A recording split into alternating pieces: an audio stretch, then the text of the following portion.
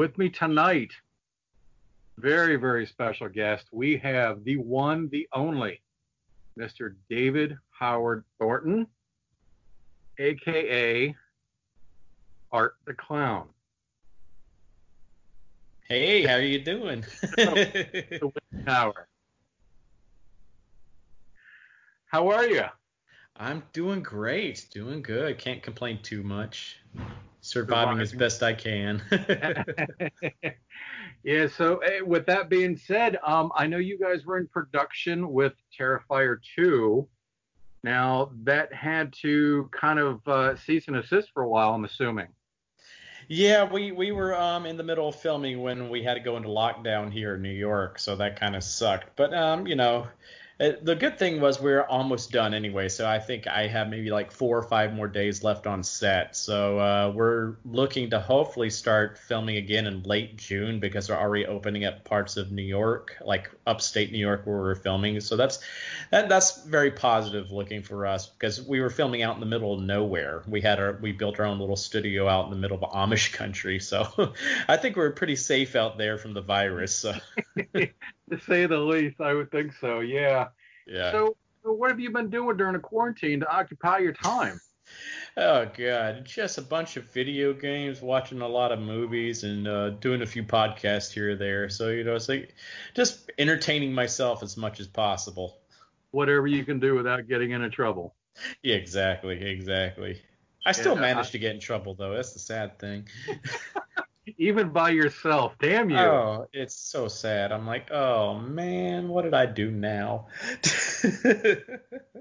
Well, so I'll tell you what, before we dive right into Terrifier 2, which I know is probably one of the most highly anticipated sequels that's been coming out within the last few years, because let's face it, Terrifier came out and has just swept the entire horror industry.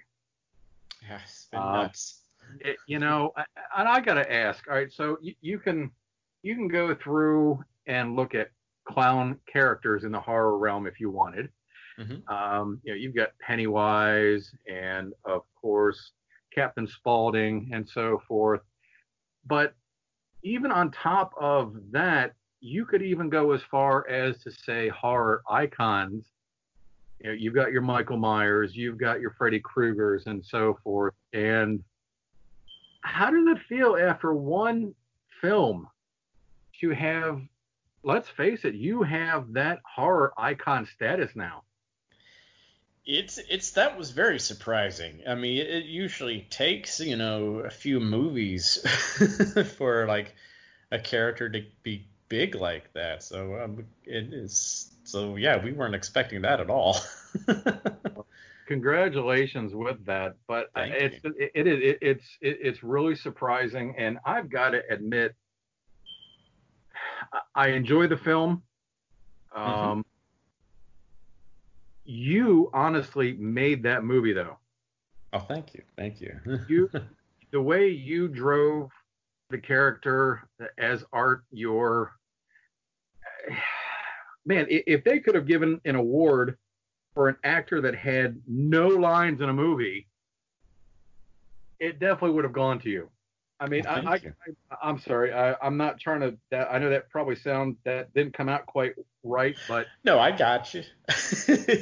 I mean, the way you portrayed, and honestly, I'd like to know how much inspiration. When they said action, I mean, you came to life when that camera was rolling. Now, where did all that come from? How much practicing did you have to do? I mean, you do your audition and you have to be able to present yourself because, you want the role, so you got to beat everybody else out, but you brought that character to life. What was it that you brought out that other people didn't? Where did that come from within you? I don't know. I don't know. There must be something wrong with me. But no, it really comes from like I just my whole entire life I've been doing a lot of physical comedy, a lot of that type of I grew up doing a lot of children's theater, And so that's usually a lot more physical than most theater is, because kids are more into the visual and the auditory type of humor. Or verbal humor, I guess you could say. But so I've just been honing that craft my whole entire life. So it comes to me naturally now. So it's like they just say action, and I just start doing whatever comes to my mind. So kids theater to literally slicing a woman from neck to growing. Yeah. Not bad. Quite a step. Not bad. I like that. I do. So, all right. So it's so odd. Not odd, but the characters that you've played, Art the Clown, and you've been in Gotham, Nightwing. You've always had a character, if that makes sense. Correct. And I've seen your pictures of you as the Joker, and I think it looks phenomenal. Thank you. I really do. Which makes me ask, who's your favorite Joker? Outside of my favorite Joker, like I always have to separate between like live action and like animation, but I would say overall it would be Mark Hamill's performances. I think just vocally he was able to really capture the true essence of the Joker of the comic books, and he was the most accurate version you could find. But if you're going to go with live action, I would say the most accurate version to the comic book, especially the comic book at the time, would have been Cesar Romero. Nice. Yeah, I've got to agree with you. I mean, the films that are coming out now, I mean, they're phenomenal. The acting is great, but it's hard to beat some of the originals in certain aspects. Yes, and they don't stick to the comic. They don't stick to the true essence of the character. They're trying to do something new with him and trying to change his look and trying to change his personality even. And I'm like, no. If you change any of that, then that's not the Joker. I'm sorry. It's just you just stick to the source material, folks. It's that you'll get a better product that way, and people will be happier that way. Agreed. Yeah, you bring something new to the table. Well, like you said, it's not the same character. It's its cousin. Or its little brother, or something like that. But no. That was my issue with the movie Joker, was that as great as Joaquin Phoenix's performance in the film was, that was not the Joker of the comic book by any means, and it was just because the Joker in that film was just things would happen around him, and it was more like he was just. Almost like he was in a sitcom in a way. It was like, oh, that happened. Okay, that worked out great. He wasn't the master strategist that the Joker actually is, where he's got everything planned out. He is in control of the chaos, and that's the difference between those two characters. This version of the Joker was not. Chaos would erupt around him. He was just like, well, okay, let's just go with it. And Joker, the comics, is in control of all of that. He's got it all mapped out. Like if he went on that talk show, he would know that if he killed the host on the talk show, that would launch the people of Gotham into this rage, this madness, and they would go out looting. And he would know that the Waynes would be at the theater that night, and they would walk out, and one of these people rioting would kill the Waynes. He would have that all mapped out. True. Very, very true. Yeah, I enjoyed the film. I think I've seen it twice now at home. Yeah. Definitely different takes on it. Definitely. I mean, it was a great film, though. Like, standalone film itself is like, even if I think it would have been just as good if it didn't have any of the Batman elements, maybe even better, because those were the things I was kind of like, that's not Joker. So it kind of took me out of it for a second there. More, yeah. I tell you what, I was really surprised at the controversy that the film brought with it, as far as mental issues in society and so forth. But like they were also like they were building up so much controversy around it because of the violence in the movie. I'm like, oh, that's nothing. This is nothing compared to any basic slasher that's out there. You think this is controversial? No, that's nothing. That's why oh God, Hollywood movies they can kiss both sides of my ass. I kept waiting for these huge, horrific, violent scenes to happen. Yeah. And I've seen so much worse in films that came out in the 70s. Oh my God! All right, so the one guy came over to his apartment and he smashed his head into the wall. Yeah, Oh, I've seen there's worse than one. Tarantino film. Yeah. And I don't know. I just whatever. I know. It is. I think they were just doing that to put butts in seats. Like, let's build up controversy around this so people are like, oh, we have to see what this is about now. No, good point. Yeah. Probably. Yeah. Yeah, Yeah. I Don't. think that was all part of it. It was just hype. They were just trying to hype it in any way they could. Like, well, let's just say this is going to be controversial. It's got these shocking scenes in it. So people are Right. like, well, I want to see what everybody's talking about, so I'm going to go see it. And it Right. worked. They made billions. No. Still make hand over fist, I'm sure, with it. Yeah. So how? So you're in obviously with good communication. Going back with the Terrifier with Damien, Hmm. writing, directing part two. How's he been doing? Taking all the newfound success with Oh, part. he's doing good. Damien's Damien. He's like the most chilled, like low key guy you will ever meet. It's like it seems like nothing bothers him. It's so funny. It's like we can have chaos erupting on set, like different things just falling apart and stuff like that. Where like everybody else is like in panic mode, and Damien's just kind of like, yeah, it is what it is.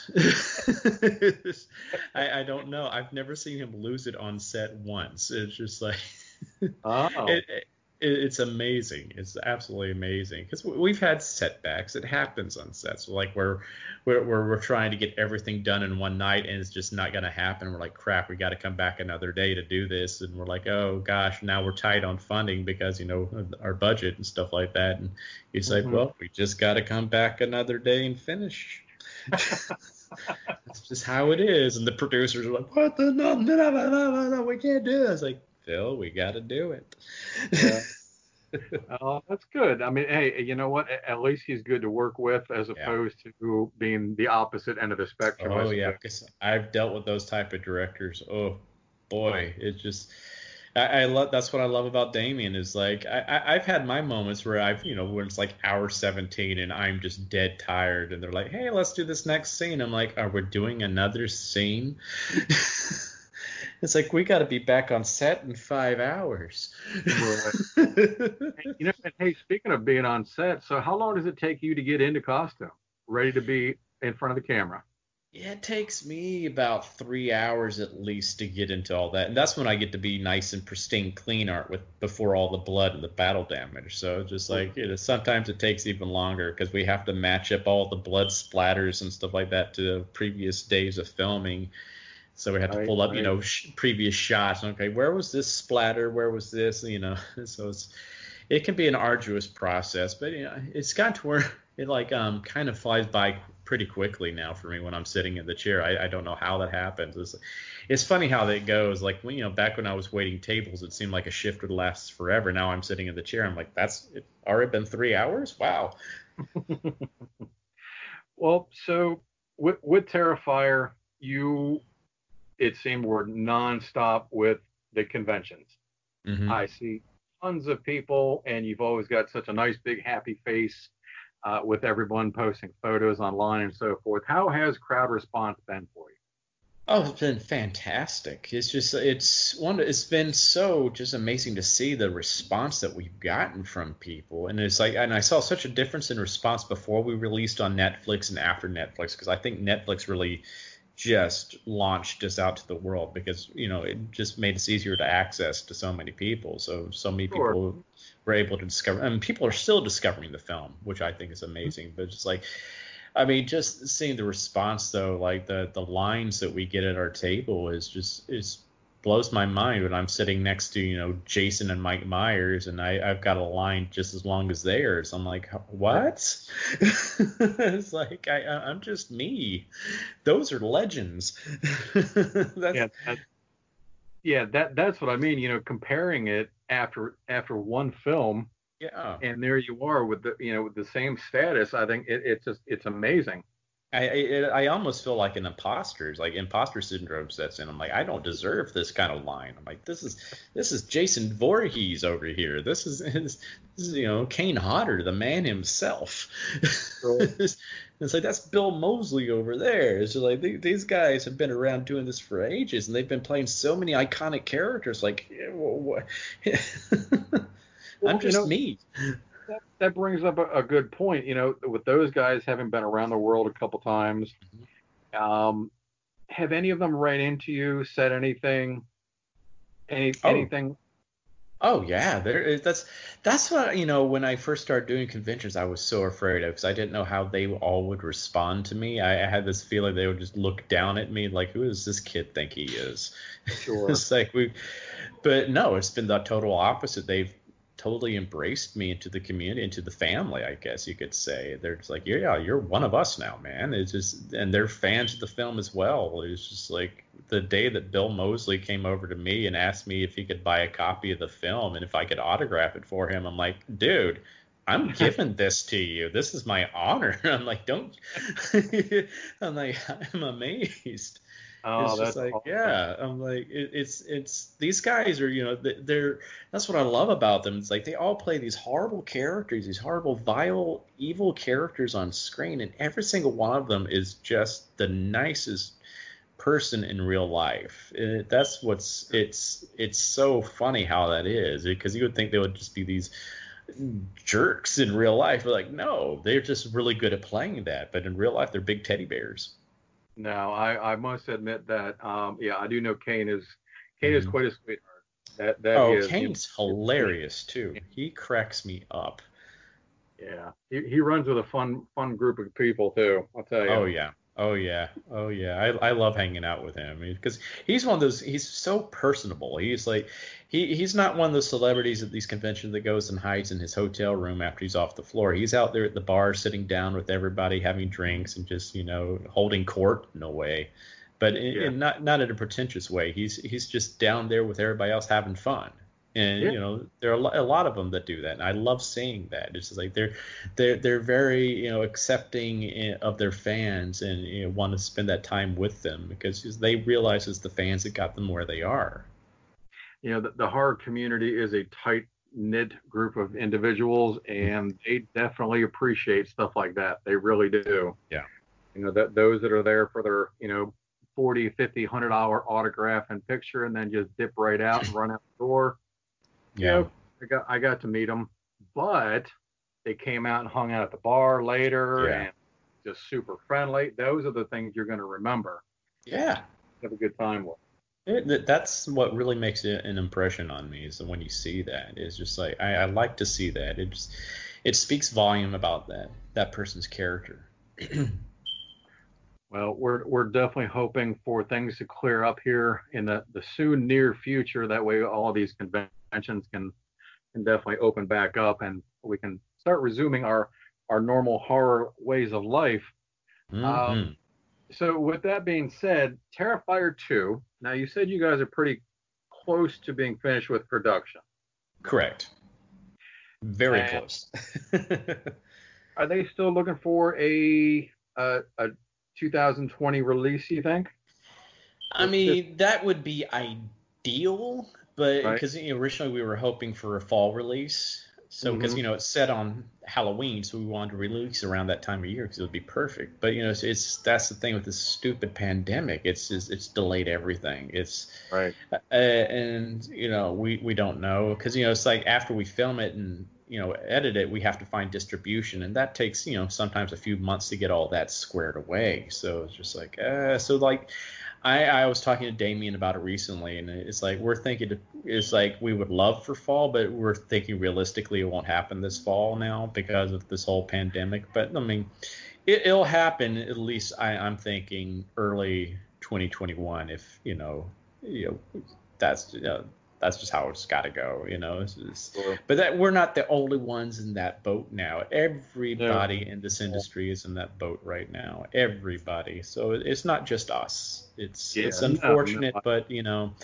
we're doing it for the right reasons. That's the thing. It's not like we're having to delay things because of, we're falling behind on things for stupid reasons. We're falling behind because, there's a massive pandemic, and we're more concerned about keeping everybody healthy and keeping people alive instead of this. So it's like, yeah, there are certain priorities you got to focus on in society, and that's more important. Wait a minute. So you mean you're not just trying to build the anticipation up some more? Well, there's that too. So anything you want to fill us in with part 2? Any surprises? Anything you do want to let us in on? Yeah, well, I will say I kind of look at part 2. I like calling it T2 because it is like Terminator 2 in that way, where Terminator 1 was a great film, but Terminator 2 really took things and kicked it up a notch and just improved on everything you saw in the first film. And that's how Terrifier 2 is too in a lot of ways. It's like we've taken everything everybody enjoyed about the first film, and we've gone forward with that. We haven't pulled back from anything. Like our kills are still way over the top, very violent, very gory. I think they're even more so in this one. It's like Damien is outdoing himself right now. I mean, he's even taken this time during the pandemic to flesh out some of the kills that we were already going to film, but he's thought of new things to add to them, and so he's building more prosthetics to add to it. So just he's like, let's just swing for the fences. I'm like, okay, sounds great. So it's like, wow, that's going to be insane. But I love it. So we're doing that, but then we're adding, more to it. We're improving on things that people had critiques about, especially the plot. We're adding more of a traditional narrative element to this film. So we're fleshing out the world around art. We're building up a really good protagonist now. So this is her story. We're building her up and helping her become the hero that she's supposed to be. So she's someone worthy of going up against art. And I love that idea because I love this character so much. She's not your cookie cutter, generic, final girl. She's got a lot of meat to her. She's not a perfect person in any means. And her family's not perfect either. And it deals with her and her family, and I love it. And I like her little brother. I love his character. He's a very like Tommy Jarvis type of character in a lot of ways. And the relationship between the two of them, and also their mother as well, is a great relationship because it's a very real relationship. It's not one of those just happy-go-lucky families. It's a family with problems, and you see how those problems have make her stronger in a lot of ways, I guess you could say. And I love that. I love that. So that's something I'm looking forward to, people seeing, because I think people are really going to love her character and love her as an actress because she's fantastic in this role. Well, I won't ask if there's future plans for a T3 because I don't want you to give any spoilers away for T2, obviously.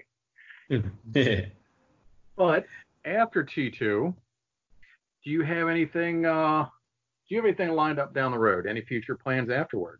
I do. There's going to be another film I'm going to be filming this fall called Stream that some of the people that have been helping us with Terrifier and Terrifier 2 are they are in charge of this film. It's the Fuzz on the Lens guys, their own production company, Fuzz on the Lens. They were our two cops, and the exterminator that I decapitate in Terrifier, they've been helping us, like Mike Levy, the exterminator. He's our AD for Terrifier 2, and his brother Jason and Steve have been, helping us, do cameras and lighting and all that. They're our go-to guys. They're jacks of all trades and also really good actors too, which is so cool to see. They put me to shame, but so they've got this great idea for another horror trilogy, a great franchise, and I wish I could say more about it, but I don't want to ruin anything for people. I think it's a brilliant idea for a trilogy.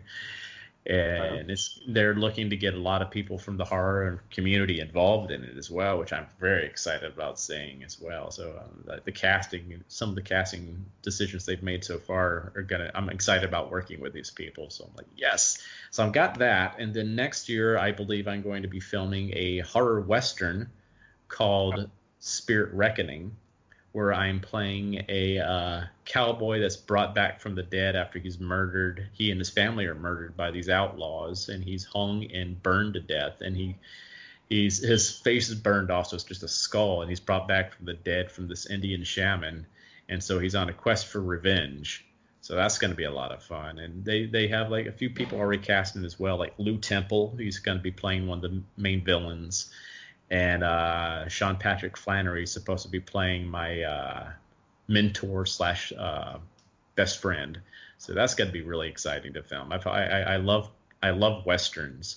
I've always wanted to be in a western, so I'm like, this is exciting. This is very exciting. So, and it's going to be a fun film too. Like it's funny. It's very gory. It's going to be something people are going to enjoy. Oh, good. Well, it sounds interesting, that's for sure. Just the description alone from you has me definitely intrigued in it. Oh yes. Good. Well, I definitely want to thank you for your time.